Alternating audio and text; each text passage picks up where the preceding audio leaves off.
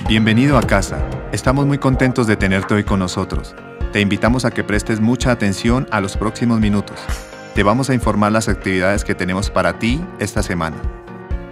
El miércoles recárgate con Dios en nuestro culto de mitad de semana.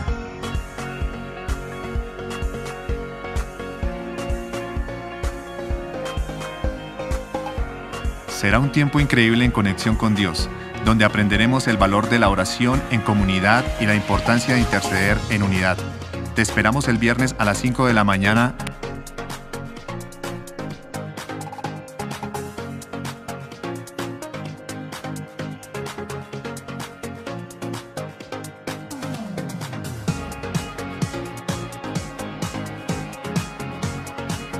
Si necesitas consejería, ponte en contacto con nuestros pastores Carlos y Esperanza Díaz.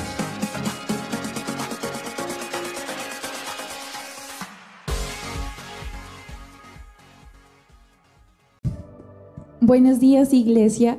Qué bonito que juntos nos podamos reunir una vez más, así sea virtualmente, pero qué bonito que podamos tener esa disposición para encontrarnos una vez más y escuchar la palabra de Dios. Y yo les invito para que en este tiempo usted se pueda centrar, tal vez no en los videos o en nuestras voces, sino que se pueda centrar en adorar a Dios, que le pueda dar su mayor adoración, que lo que salga de usted sea una adoración genuina y auténtica.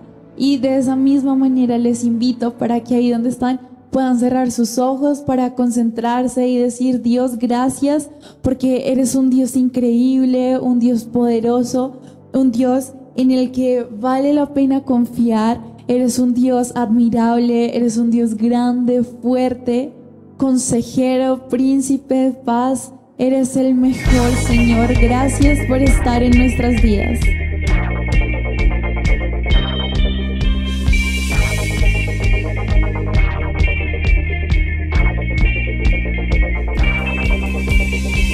Poderoso, invencible, admirable, grande, fuerte, Dios, Rey de Reyes, asombroso, incomparable. Eres increíble. Todopoderoso, grande, eres increíble. Venciste las tinieblas, Cristo exaltado estás. Hoy te exaltamos, Señor, porque eres grande, porque eres Dios y porque vale la pena enfocarnos en ti. Poderoso, invencible, admirable, grande, fuerte, Dios, Rey de Reyes, asombroso, incomparable. Eres increíble, todopoderoso, grande, eres increíble. Venciste las tinieblas, Cristo, eres increíble. Poderoso, grande, eres increíble. Venciste las tinieblas, Cristo exaltado está.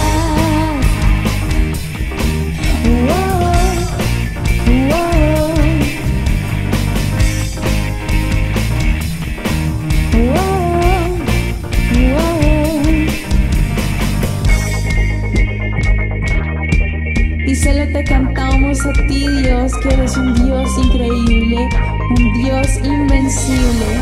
Solo tú eres nuestro Dios.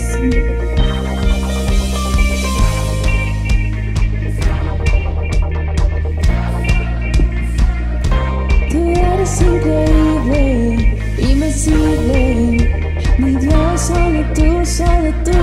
Tú eres increíble, invencible. Mi Dios, solo tú, tú eres increíble, invencible. Mi Dios, solo tú, tú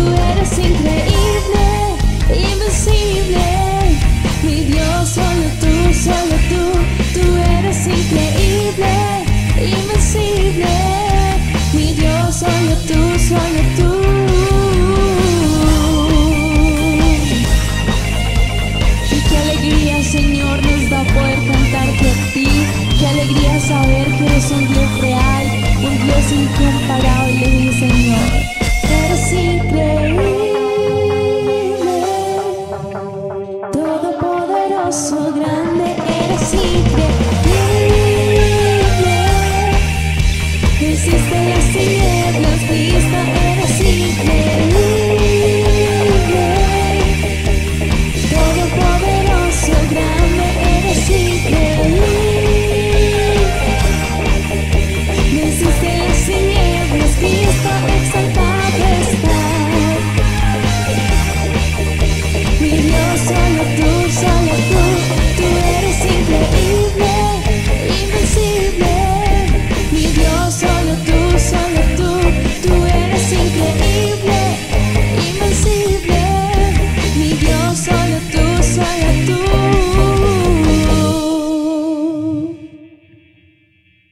Gracias, Señor, por este tiempo tan especial.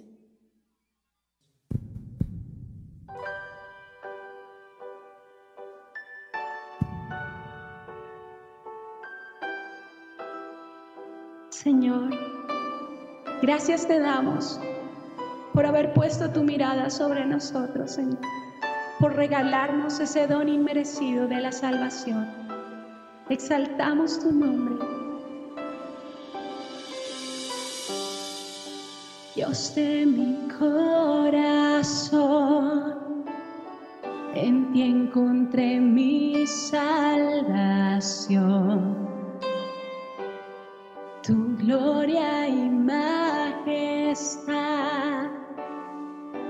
quiero siempre contemplar. Tú eres mi adoración y mi eterna canción. Todo mi interior es cautivado por tu amor.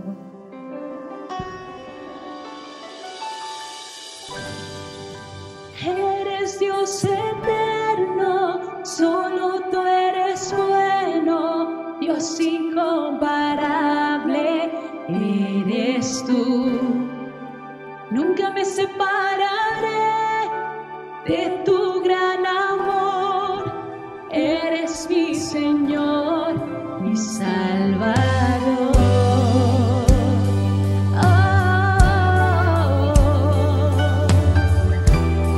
Tú eres mi Salvador.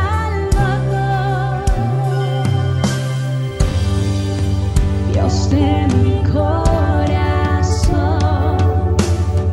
en ti encontré mi salvación. Tu gloria y majestad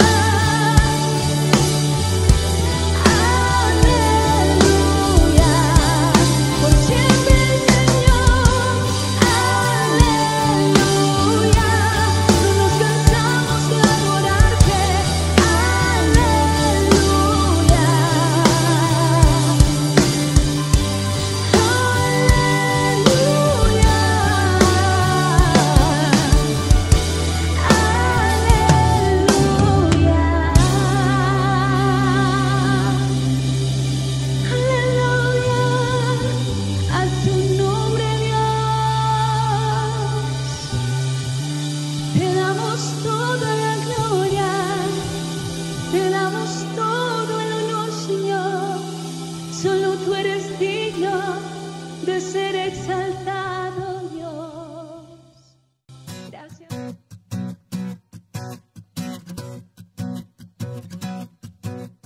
Glorioso,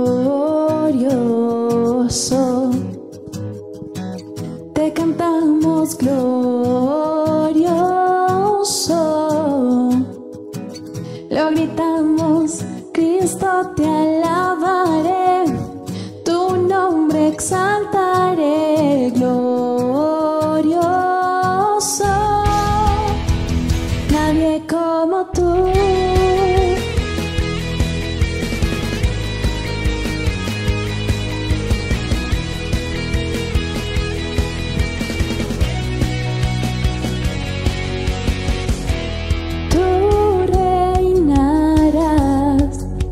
Por siempre y siempre tú vivirás. Tu amor será por siempre y siempre, no cambiará. Gritaré, gritaré porque bueno es Dios. Cantaré, cantaré, bueno es el Señor. Declararé, nadie como tú,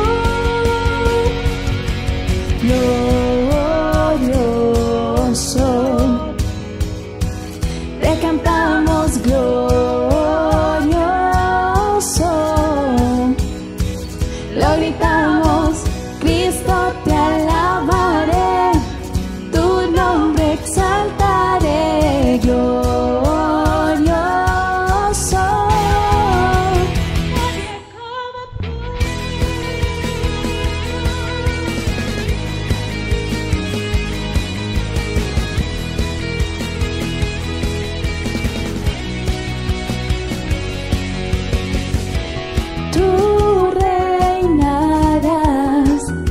Por siempre y siempre tú vivirás.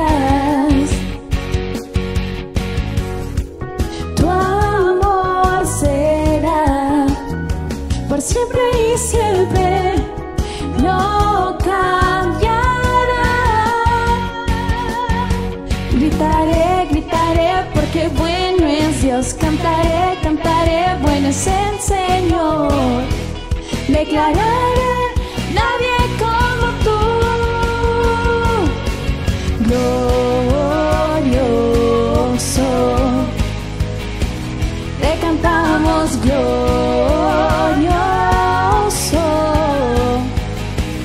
lo gritamos, Cristo te alabaré, tu nombre exaltaré, glorioso,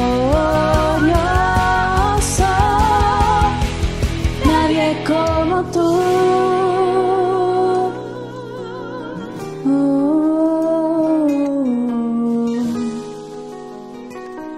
Te cantamos solo a ti, Dios. Tu luz brillará, todos verán, no hay nadie como tú. Tu luz brillará, todos verán, no hay nadie como tú. Tu luz brillará, todos verán, no hay nadie como tú. Nadie como tú.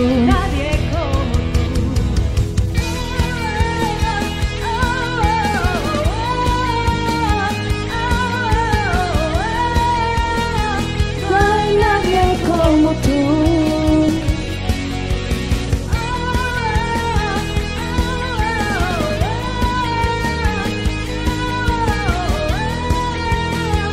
no hay nadie como tú,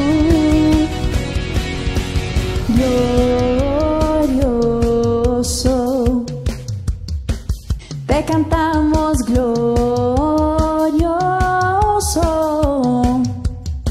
lo gritamos, Cristo te alabaré, tu nombre exaltaré, glorioso,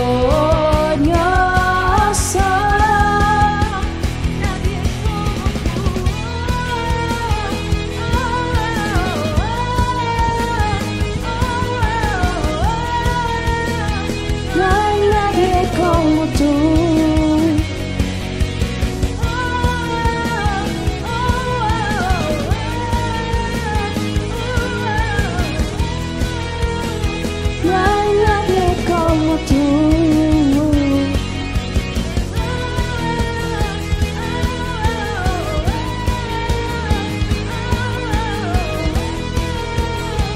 No hay nadie como tú.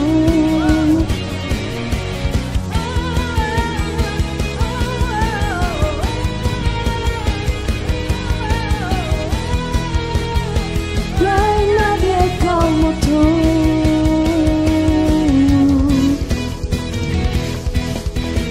Gracias Dios porque hoy con seguridad te podemos cantar que eres un Dios glorioso, un Dios digno de gloria, un Dios digno de toda nuestra alabanza. Señor, gracias por conquistar nuestro corazón, por llegar a nuestras vidas. Nuestro corazón se desborda de alegría y de emoción al ver que eres un Dios que ha cuidado de nosotros, un Dios que se ha fijado en nosotros. Gracias Jesús por este tiempo tan especial. Te damos todo el honor y la gloria porque no hay nadie como tú.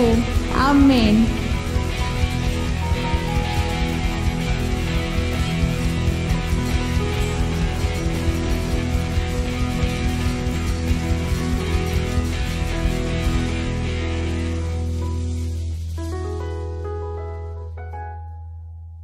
Gracias, Señor, por tu bondad, por tu misericordia. Hoy como hijos queremos decirte, tenemos fe, creemos en ti, creemos que eres un Dios que puede lograr mucho, un Dios que ya ha creado, un Dios que ya ha hecho la obra y que está pendiente de nosotros, que no nos deja solos. Tú eres soberano, Señor, y hoy queremos confiar en ti porque tus planes para nosotros siempre son mejores.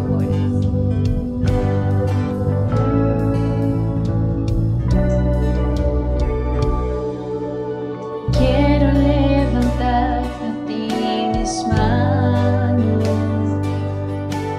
glorioso Jesús, milagroso Señor, llenas de lugar con tu presencia, es descender tu poder a los que estamos aquí. Creo en ti, Jesús, en lo que harás en mí. Creo en ti, Jesús, en lo que harás en mí, en mí, en mí. Recibe toda la gloria, recibe toda la honra, precioso Hijo de Dios. Recibe toda la gloria, recibe toda la honra, precioso Hijo de Dios. Levanta a ti mis manos, maravilloso Jesús, milagroso Señor, solo llenas de lugar con tu presencia y has descender tu poder a los que estamos aquí. Creo en ti, Jesús, y en lo que harás en mí. Creo en ti, Jesús, y en lo que harás en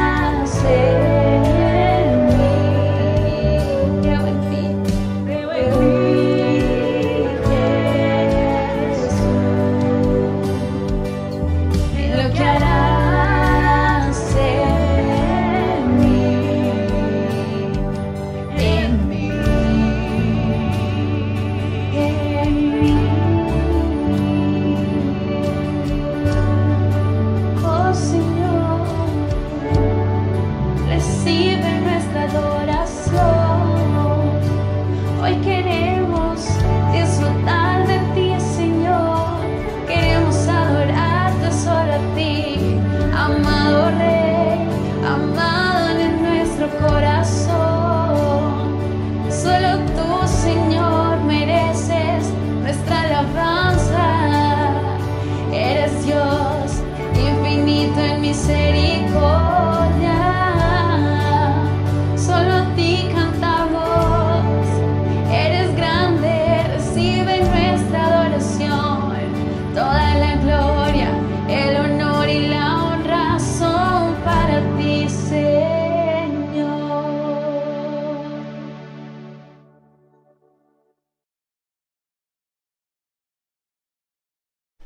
Muy buenos días, amados hermanos, una vez más desde la virtualidad. Bueno, ya por las medidas del gobierno local y departamental, tuvimos que nuevamente hacer nuestra grabación para poder llegar hasta su casa y poder cumplir con la palabra de Dios para hoy, 24 de enero del 2021.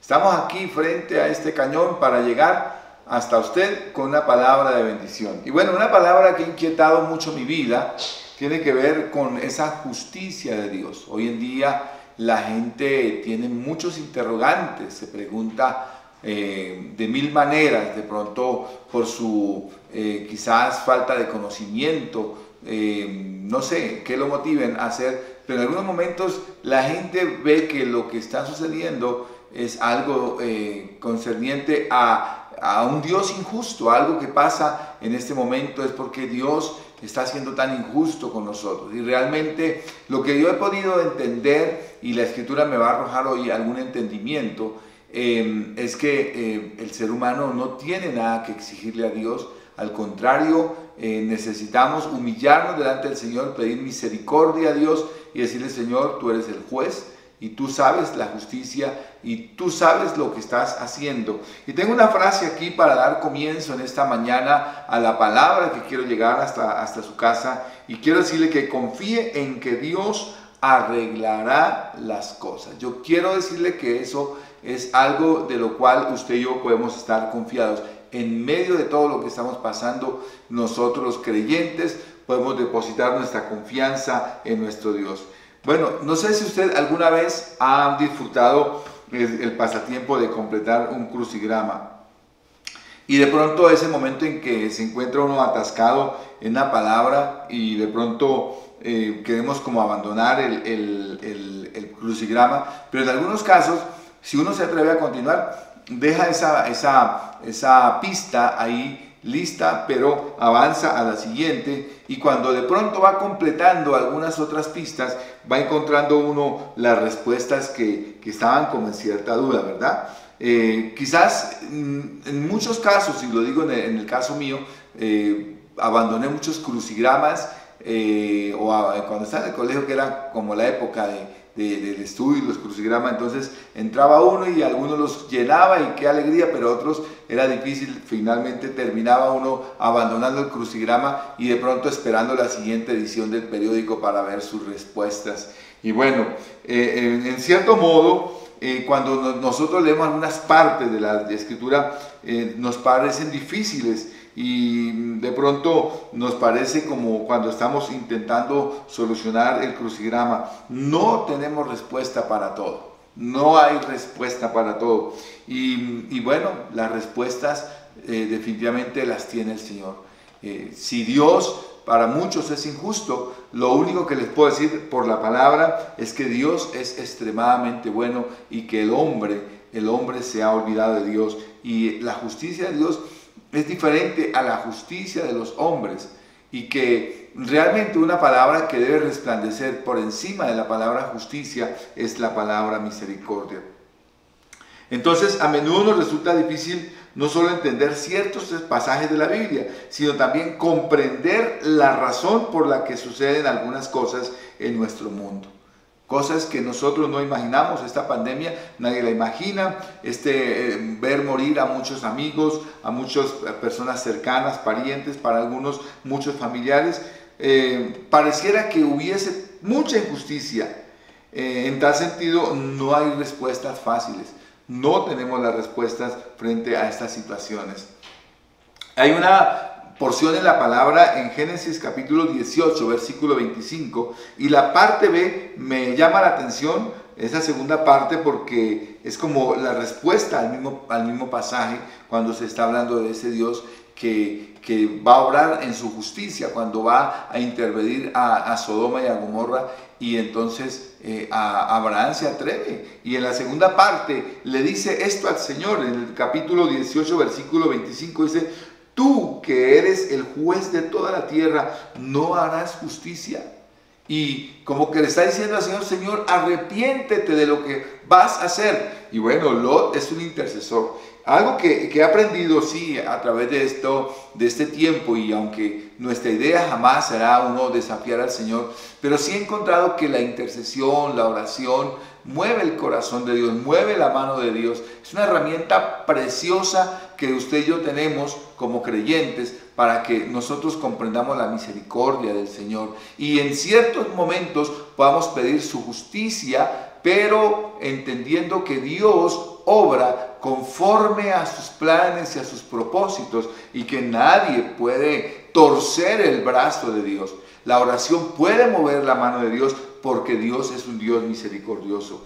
Una cosa sobre la que podemos tener certeza es que en el último día de la historia humana, cuando todo se revele, podremos ver el juicio perfecto de Dios, y todos diremos: eso es absolutamente justo. Aquel día el juez juzgará al mundo entero, a las naciones, y bueno, ese día quienes se atrevieron algún día a hablar contra Dios podrán decir: definitivamente Dios es justo. Lo que sucede es que es como cuando uno llega a un pueblo y simplemente ve una calle, pero el Señor está viendo la maqueta completa de toda la población, y Él observa todo lo que está sucediendo, y aunque a nosotros nos parecen injustas algunas cosas que estamos viviendo, el Señor está obrando en justicia y en misericordia sobre cada uno de nosotros. Entonces hay ese pasaje en el Salmo capítulo 7, versículo 1 al 9, donde me enseña a confiar en que habrá un juicio justo. Un juicio justo. Bueno, no sé si compartí aquí esta parte, así en el versículo 25, la parte B, donde dice que Abraham le dice: ¿es esto absolutamente justo? Entonces está hablando al Señor: no harás justicia, está diciendo al Señor. Pero el Salmo 7, capítulo 7, versículos 1 al 9, nos enseña a confiar en que habrá un juicio justo.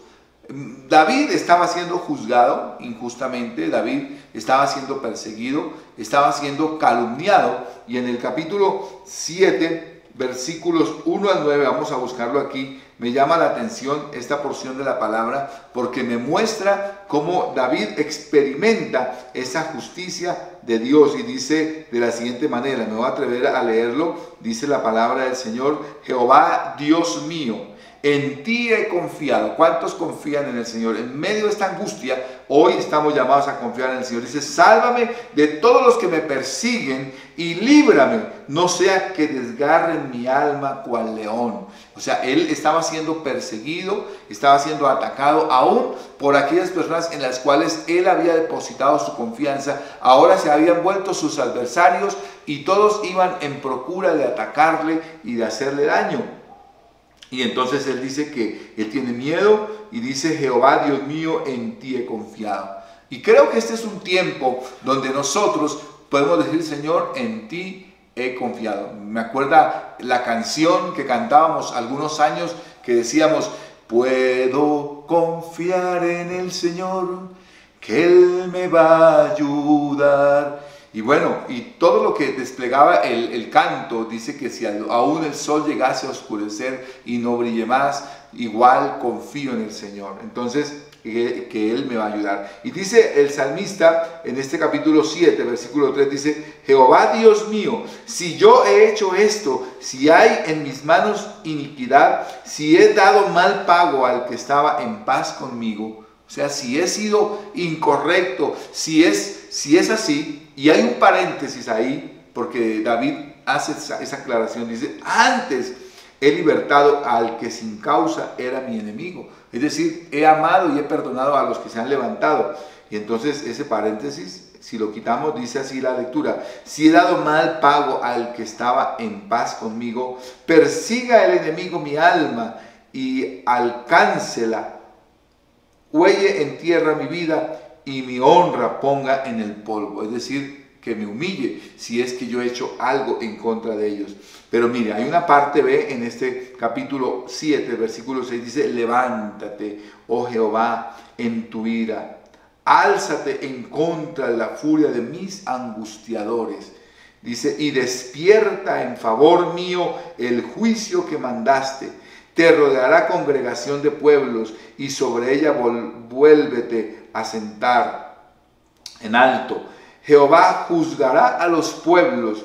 Júzgame, oh Jehová, conforme a mi justicia y conforme a mi integridad. Qué bueno que usted pueda presentarse delante del Señor y decir: Señor, aquí estoy, tú conoces mi vida, no he hecho nada malo. Si hay alguna calumnia o alguien me está juzgando injustamente, Padre, aquí estoy, mi corazón no me acusa, mi conciencia no me acusa. Y dice el versículo 9: fenezca ahora la maldad de los inicuos, mas establece tú al justo, porque el Dios justo prueba la mente y el corazón. Mi escudo está en Dios, que salva a los rectos de corazón. Dios es juez justo. Me fascina esa expresión del salmista: Dios es juez justo. Cuando hablamos de justicia y queremos hacer a Dios un Dios injusto, pues la Biblia lo defiende, y uno de los autores que defiende la justicia de Dios es David. Él dice: Dios es juez justo y Dios está airado contra el impío todos los días. Esa es una verdad que el mundo debe entender en este tiempo. Dios está airado contra el impío todos los días. Por eso cuando nosotros salimos a llevar el evangelio a alguien, a llevarle la palabra del Señor, es poder sacar a esa persona de debajo de la ira de Dios, del juicio de Dios, y poderlo traer a una reconciliación con el Señor. Dice el versículo 12, dice: si no se arrepiente, él afilará su espada, armado tiene ya su arco y lo ha preparado. Es decir, que está como la sentencia lista sobre aquel que no quiere entender su iniquidad y su pecado. Asimismo ha preparado armas de muerte y ha labrado saetas ardientes. He aquí, el impío concibió maldad y se preñó de iniquidad y dio a luz engaño. Pozo ha cavado y lo ha ahondado, y en el hoyo que hizo caerá. Es decir, cavó una trampa para él mismo. Su iniquidad volverá sobre su cabeza y su agravio caerá sobre su propia coronilla. Es decir, que todo lo que esa persona impía preparó para hacer la maldad, todo eso se volverá en contra de él mismo. Eso es lo que nos dice. Algunos piensan que creer en un Dios que juzga podría generar aún más violencia en el mundo. Eso no es así. Pero en realidad ocurre lo opuesto. Cuando dejamos de creer en el juicio justo de Dios, podemos ser tentados a tomar la justicia en nuestras manos y buscar venganza contra nuestros enemigos. Entonces, una de las intenciones que el salmista nos da es poder comprender que Dios no nos ha llamado a nosotros para que nosotros practiquemos la justicia por nuestra propia mano. Dios es un Dios justo y Él es un juez justo. Lo presenta aquí como ese juez que está en la tierra para ayudarnos y para mirar a los que se han levantado en contra de Dios. Si crees en un Dios que habrá de juzgar con perfecta justicia, entonces puedes dejar el asunto en las manos de Jesús y Él sabe lo que va a hacer con cada uno. Muchos problemas del mundo actual, entonces, podríamos decir que se resolverían si la gente creyera que hay un Dios que juzga con justicia y que podemos confiar en que Él finalmente enderezará las cosas. Porque a veces uno dice: uy, pero mire el daño que me han hecho, y esa gente mala, esa gente que se ha levantado contra mí, y entonces como que queremos verlos derribados, queremos verlos porque se levantaron y me hicieron daño. Entonces no, nosotros debemos guardar silencio frente a ese mundo de engaño, ese mundo de maldad. El salmista dijo: Señor, yo me refugio en ti, en el versículo 1 en el capítulo 7. Yo me refugio en ti. Ahora, confía en Jesús, a quien Dios le ha confiado todo juicio. Confía en Jesús, a quien Dios le ha confiado todo juicio. Porque yo puedo decir: no, yo confío en Dios, pero es que Dios nos ha enviado a Jesucristo y en Él Dios ha confiado todo juicio. Es decir, que Jesús es el juez de la tierra. Jesús sabía todo lo relacionado con la construcción de viviendas. Aquí vamos a mirar un ejemplo que está en el libro de Mateo, en el capítulo 7, versículo 24.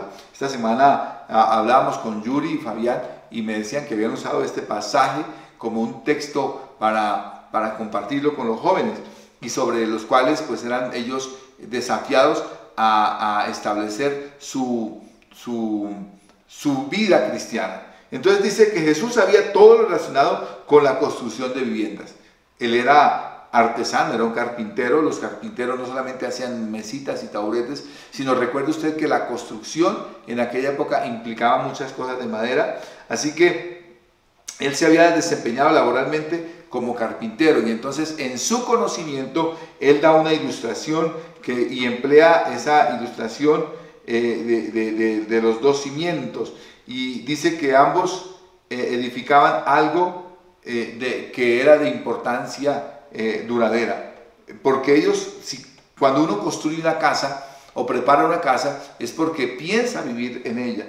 Y él presenta a los dos personajes, los presenta, dice que cualquiera que oye estas palabras y las pone en práctica, le compararé, dice, le compararé a un hombre prudente que edificó su casa sobre la roca, y vinieron lluvias y vinieron vientos y soplaron con ímpetu contra aquella casa, y aquella casa se mantuvo porque estaba sobre la roca.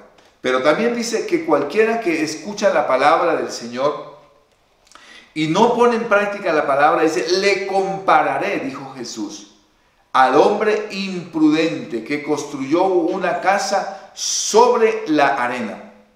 Igual que el personaje anterior dice que vinieron vientos, vinieron lluvias, soplaron vientos fuertes contra aquella casa, y aquella casa se derribó y fue grande su ruina. Ahora, ¿qué hacía la diferencia de estas dos personas que nos presenta Jesús en esta parábola?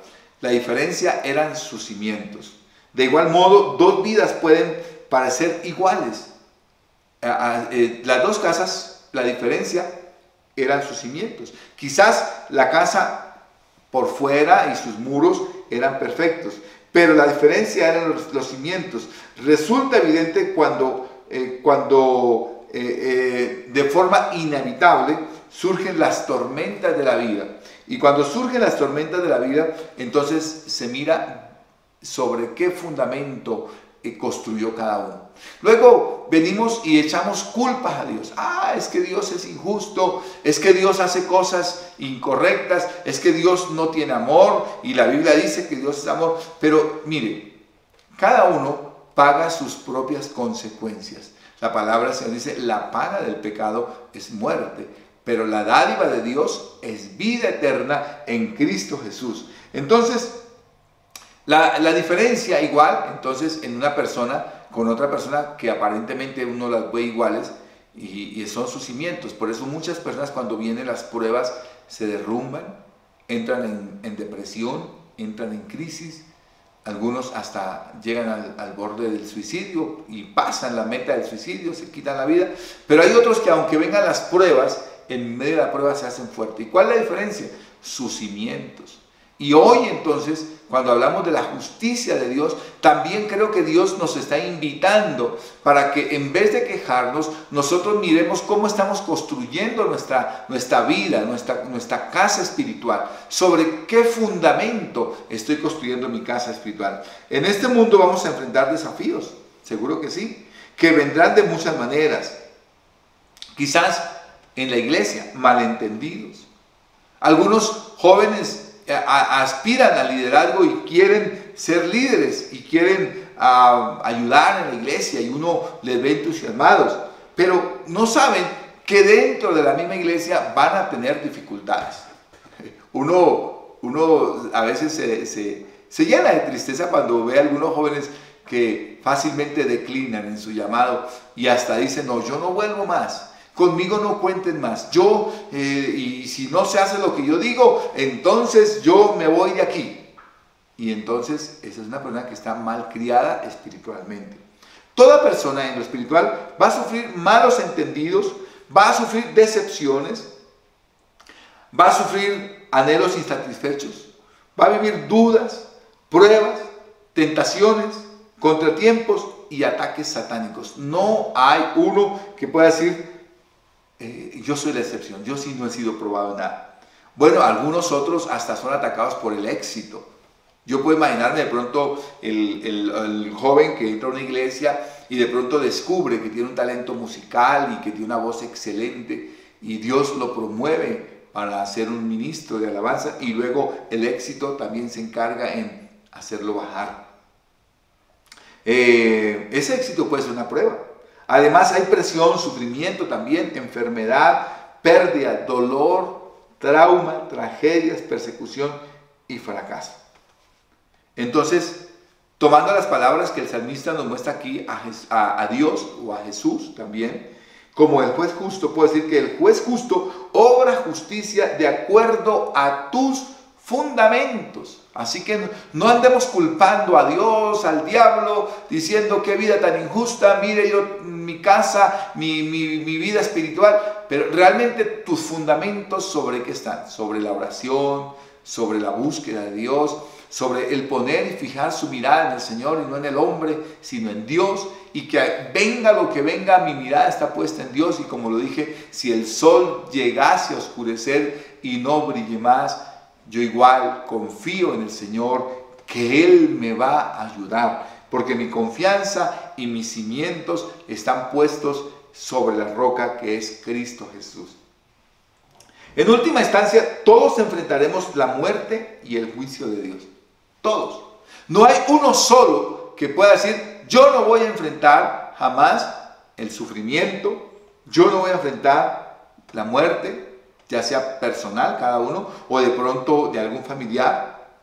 Bueno, aquí por eso, cuando Jesús presenta esta parábola de la construcción de las dos casas, nos habla de lluvia, granizo y viento. Y cuando uno mira en Ezequiel capítulo 13, versículo 11, Ezequiel la usa para referirse al juicio de Dios. Es decir, que las dos casas que fueron construidas, una sobre la roca y otra sobre la arena, ambas pasaron por el juicio de Dios. Oiga, pastor, pero si uno se porta bien, también va a pasar por el juicio de Dios. Todos vamos a pasar por el juicio de Dios. Es más, me anticipo al decirle que el juicio de Dios comienza por la cabeza, comienza por casa. Pero el lenguaje de juicio no está confinado solo al Antiguo Testamento como nos lo presenta Ezequiel. Aquí y en otros lados Jesús advierte sobre el juicio venidero, al igual que otros escritos del Nuevo Testamento que nos están hablando de juicio. Dice la palabra, cuando cayeron las lluvias, crecieron los ríos y soplaron los vientos y azotaron aquella casa. Esa es la palabra. Se presenta como una frase de juicio. Y me dice que la casa edificada sobre la roca no se derrumbó. No se derrumbó. Pero la que fue construida sobre la arena se derrumbó. Y grande fue su ruina. Grande fue su ruina. Pregunto una vez más. ¿Sobre qué estás construyendo tu vida espiritual? Son palabras solemnes de advertencia de parte de Jesús. La prueba puede ocurrir durante esta vida o en el día de juicio. Lo que es cierto, según es que vendrá el juicio de Dios sobre cada vida y sobre cada uno de nosotros. No obstante, tienes por qué vivir No, vuelvo y repito, no obstante, no tienes por qué vivir presa del temor. No es sencillo, pero hay una forma de estar seguros de que cuando los cimientos de tu casa se pongan a prueba, permanezcan firmes. Es posible saber que tu futuro está asegurado.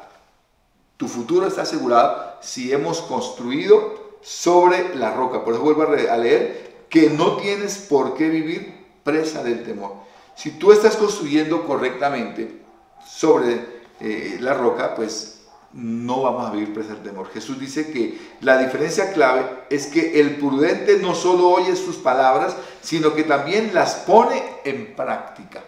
O sea, dice la palabra, no seamos tan solamente oidores, sino seamos hacedores de la palabra.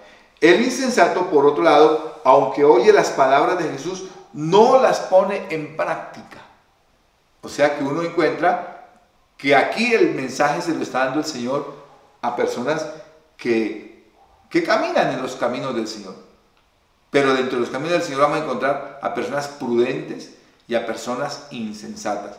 Y eso me permite comprender que el hecho de estar bajo una congregación no es garantía de que esté construyendo sobre arena o sobre la roca. Por supuesto, el llamado es construir sobre la roca. Pero cuando yo no pongo en práctica lo que la palabra del Señor me dice y la exhortación del Señor sobre mi vida, lo que sucede es que la construcción de mi vida espiritual está sobre la arena. Por eso encuentra uno creyentes de azúcar y papel. Ah, yo no vuelvo más por allá. Ah, no, si Dios fuera. Ah, pero es que miren el pastor. Ah, pero... Y siempre hay y una queja. Pero cuando yo he construido sobre la roca mi vida, permanece firme y mis fundamentos son firmes. Entonces el conocimiento debe llevar a la acción. A veces hablamos tanto de teología, pero quiere decir que nuestra teología debe afectar nuestras vidas o de otro modo edificaremos sobre la arena. Está bien el estudio, está bien el aprender, está bien el matricularnos en el seminario, está bien el escudriñar la palabra, el saber, el comprar comentarios bíblicos, diccionarios bíblicos, el hacer estudios profundos de la palabra de Dios. Pero si esa teología no afecta mi vida para cambio, entonces estoy edificando sobre arena. Por mucho conocimiento que yo pueda tener. Entonces, las palabras de Jesús son ante todo un llamado a creer en Él.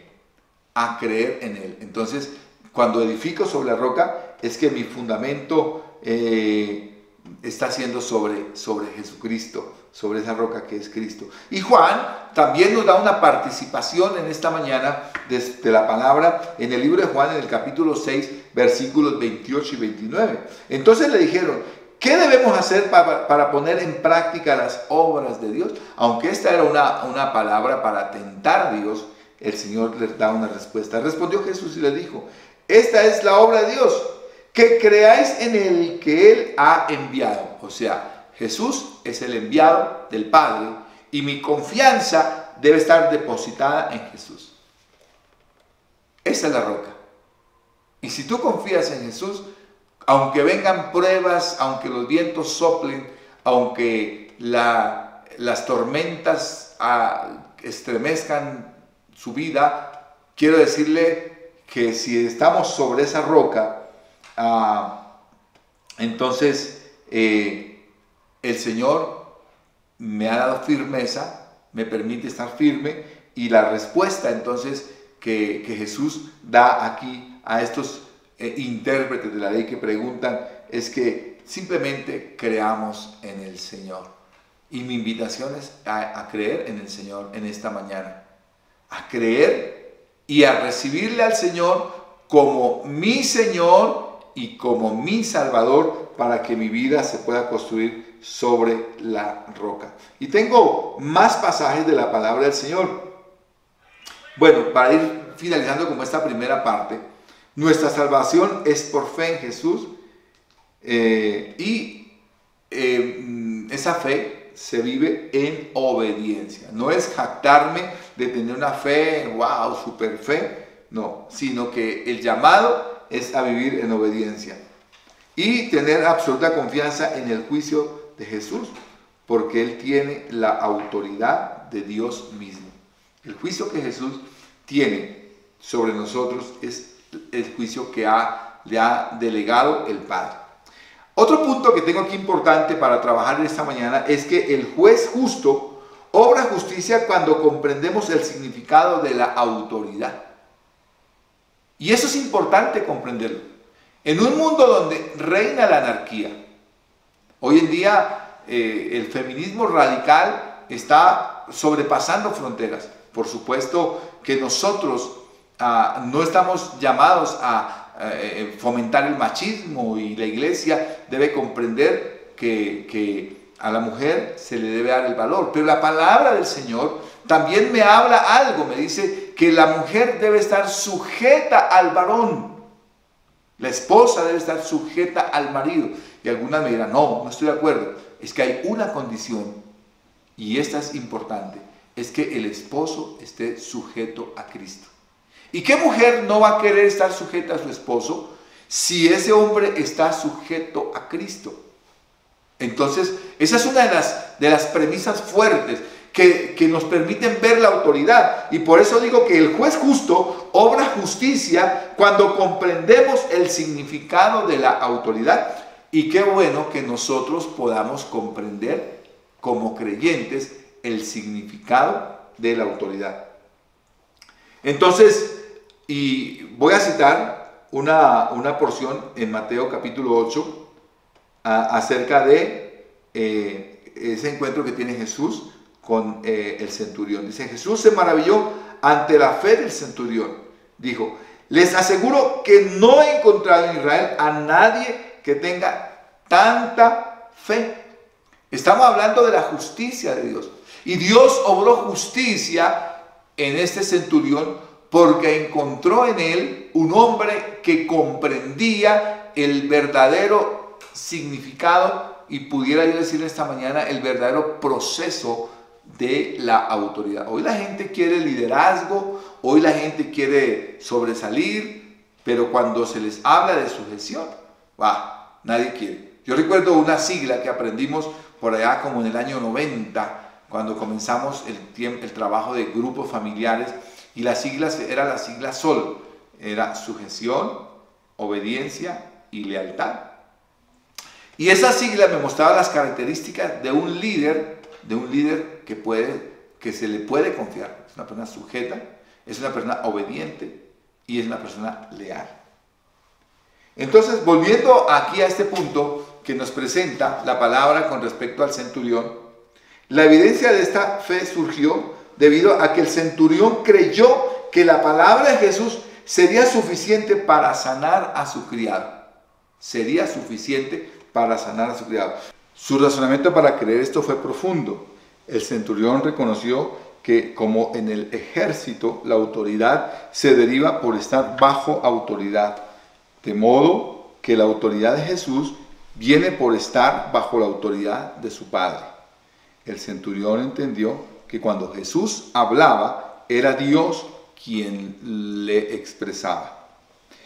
Pero este juez perfecto, hablando del Señor, no fue ajeno al sufrimiento humano. Sabemos que Jesús experimentó injusticia, también experimentó persecución, tortura y crucifixión. Hay pocas cosas del sufrimiento humano que Jesús no haya experimentado.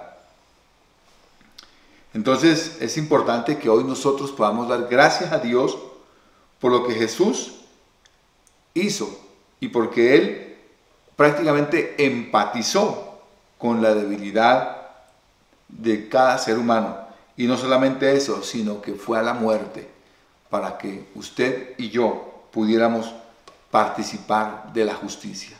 Él vino y pagó con su vida toda nuestra maldad, todo nuestro pecado, y nosotros fuimos presentados justos delante de nuestro Padre Celestial. Así que finalmente quiero decirle que confíe en que al final el juez de toda la tierra obrará justicia. Y volvemos a nuestro tema que hablamos al comienzo de la escena de Lot, cuando Abraham intercedió ante el Señor. Y el Señor lo único que quería era destruir a todo Sodoma y Gomorra, incluyendo a Lot y a la familia de Lot. No había justo ni aún uno. Ni siquiera Lot podía decir: yo he practicado la justicia y merezco el amor, la misericordia o el perdón de Dios. Prácticamente para Lot lo único que le esperaba era el juicio de muerte. Igual que para cada uno de nosotros, la palabra del Señor dice: por cuanto todos pecaron, todos están destituidos de la presencia del Señor. Pero uno ve la justicia del Señor obrando en cada ser por misericordia. Y en esta hora nosotros queremos hacer ese énfasis para que miremos esa justicia de nuestro Padre revelada en cada uno de nosotros como un regalo de misericordia para el ser humano. No podríamos alcanzarlo, no podríamos lograrlo, no podríamos llegar a feliz término a menos que esa justicia de Dios se hiciera real en nuestras vidas y que pudiéramos nosotros participar del gozo y del amor de Dios, porque es la misericordia que está sobre nuestras vidas para que podamos participar nosotros de la unidad y de la comunión con nuestro Padre Celestial. Quizás nosotros en este momento no podamos comprender esa justicia, no podamos aún sentirnos como que ha llegado la oportunidad de recibir de parte de Dios su misericordia. Yo quiero decirte que el Señor está trabajando por cada uno de nosotros en este tiempo difícil que estamos experimentando y todo lo que estamos viviendo a través de esta pandemia. Podemos decir que la misericordia de Dios es grande. La palabra del Señor dice que la misericordia de Dios es más grande que los cielos, es más grande que la luna y las estrellas. La misericordia de Dios es más grande que todo el mar. Por eso en esta hora quiero invitarte para que pongas tu mirada en Jesús y para que en medio de la crisis que el mundo entero está atravesando podamos descansar y decirle: Señor, gracias, gracias por tu amor y gracias por tu misericordia, porque en tu misericordia yo veo reflejada la justicia de Dios Padre. Mis amados hermanos, permítame terminar orando en esta hora por usted y pidiéndole al Señor que nos bendiga, que tenga misericordia de cada uno de nosotros y que todo esto que está atravesando el mundo entero pues tenga un final, que llegue un momento en que termine toda esta situación y podamos nosotros experimentar esa grandeza y esa gloria de Dios. Padre, en esta hora quiero exaltarte y darte honor, porque solo tú eres digno de recibir toda la gloria, toda la honra y toda la exaltación. Padre, muchas gracias te damos en el nombre de Jesús. Amén y amén. Dios me les bendiga, mis hermanos. Un abrazo para cada uno.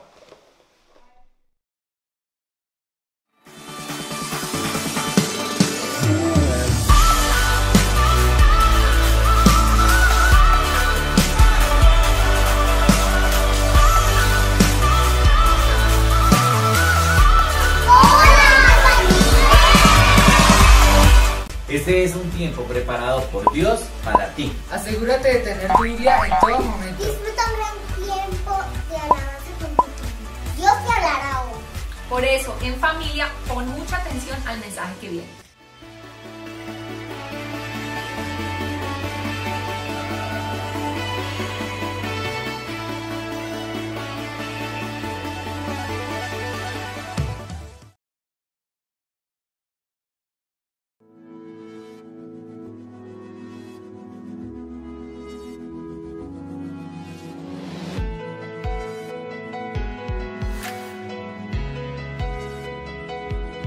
Hoy te adoramos.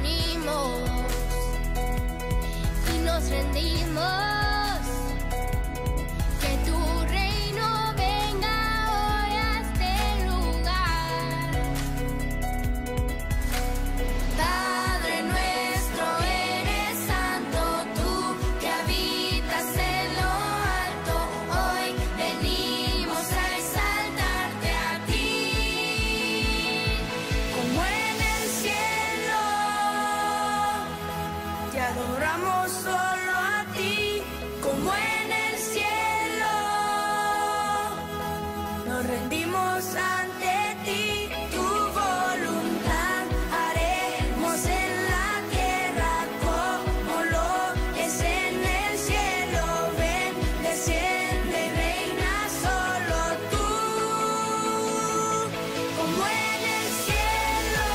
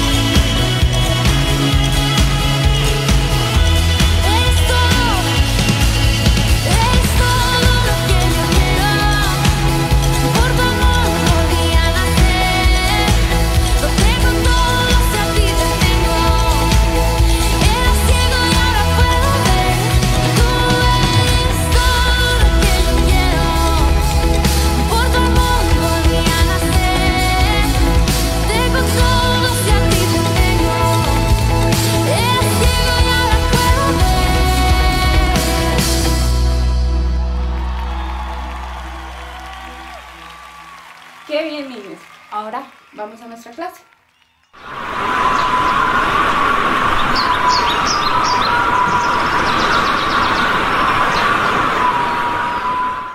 Hola niños, hoy continuamos con nuestras clases de Génesis.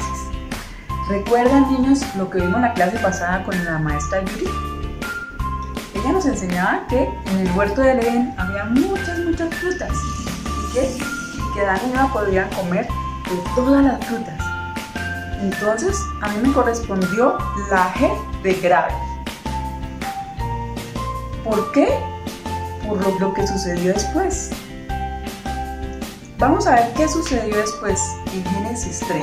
Pero la serpiente, que era astuta, más que todos los animales del campo que Jehová Dios había hecho, la cual dijo a la mujer: ¿con que Dios te ha dicho, no comáis del árbol del huerto? Y la mujer respondió a la serpiente: del fruto de los árboles del huerto podemos comer. Entonces ahí Eva le dijo a la serpiente que podían comer de todos los frutos del huerto, mas había un árbol que estaba en el centro del huerto, en el cual de ese árbol no podían comer. Pero ¿quién era esa serpiente? En Ezequiel el Señor nos dice que era el ángel más hermoso, que vestía con piedras preciosas, que él estaba en el huerto del Edén. Y esa serpiente era el diablo, que fue quien tentó a Eva.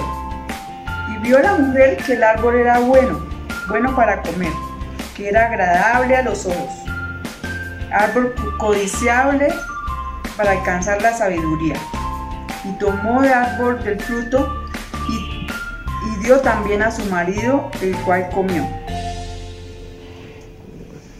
Entonces Eva escuchó a la serpiente, vio que ese árbol era bueno, que sus frutos eran deliciosos. Tomó ese fruto y le entregó a Adán. A esto se le llama tentación. Entonces Eva fue tentada por el diablo y ella sucumbió a esa tentación. O sea que vio que era tan rico, tan delicioso, que quiso tomar de esa fruta y comer. ¿Qué tenemos que hacer con la tentación?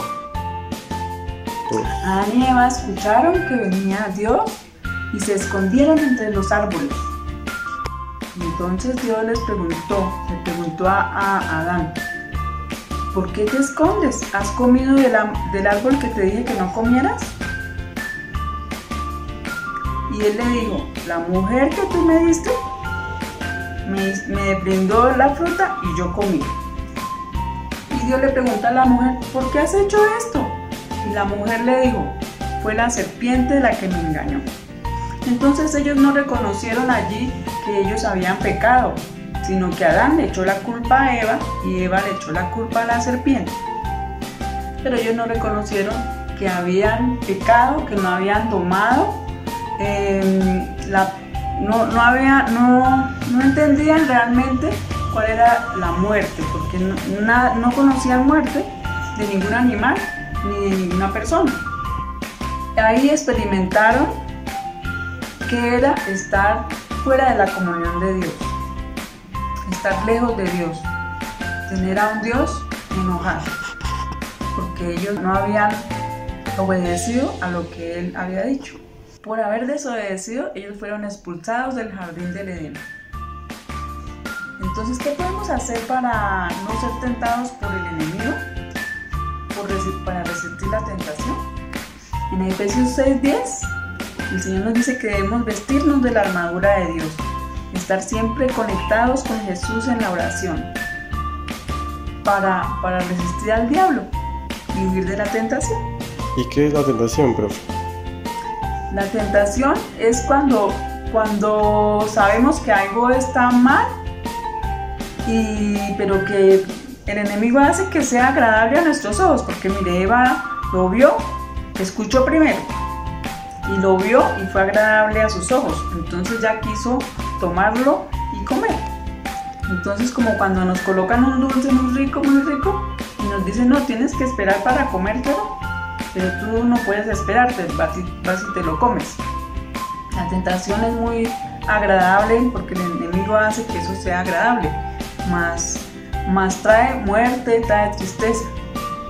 Entonces en el Salmo 38, 18 dice que yo voy a confesar mi pecado porque ese pecado trae tristeza.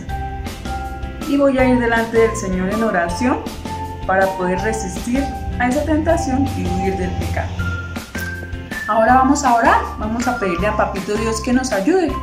Gracias, Papito Dios, Señor, por todo lo que tú nos has enseñado en este día, Padre Santo, Señor, que lo podamos poner por obra, Señor, que podamos respetar tu palabra, Señor, y ser obedientes, Señor, porque tú nos quieres evitar, Señor, que tengamos sufrimiento y tristeza, Señor. Que podamos estar alegres, conectados contigo en la oración, Señor, en nuestro devocional diario, Señor, y en esta palabra, Señor, que hemos estudiado hoy. Te damos gracias, Señor, por lo que tú nos enseñas, Señor. Nos quedamos contigo y con tu Espíritu Santo. Bueno, niños, entonces vamos a ir a Efesios 6:10. Vamos a poner mucha atención a nuestra maestra, bueno, a estos papitos, y vamos a elaborar nuestra armadura. ¡Vamos, niños! Bienvenido a casa. Estamos muy contentos de tenerte hoy con nosotros. Te invitamos a que prestes mucha atención a los próximos minutos. Te vamos a informar las actividades que tenemos para ti esta semana.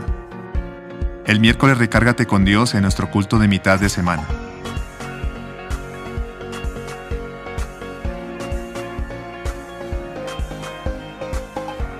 Será un tiempo increíble en conexión con Dios, donde aprenderemos el valor de la oración en comunidad y la importancia de interceder en unidad.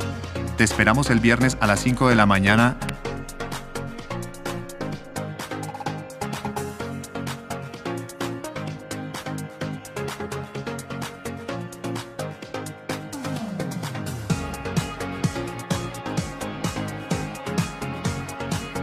Si necesitas consejería, ponte en contacto con nuestros pastores Carlos y Esperanza Díaz.